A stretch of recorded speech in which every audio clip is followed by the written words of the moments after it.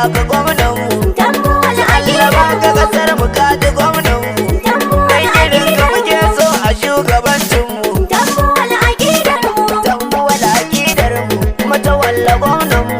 Ka rike amana Allah ya kare kare ka.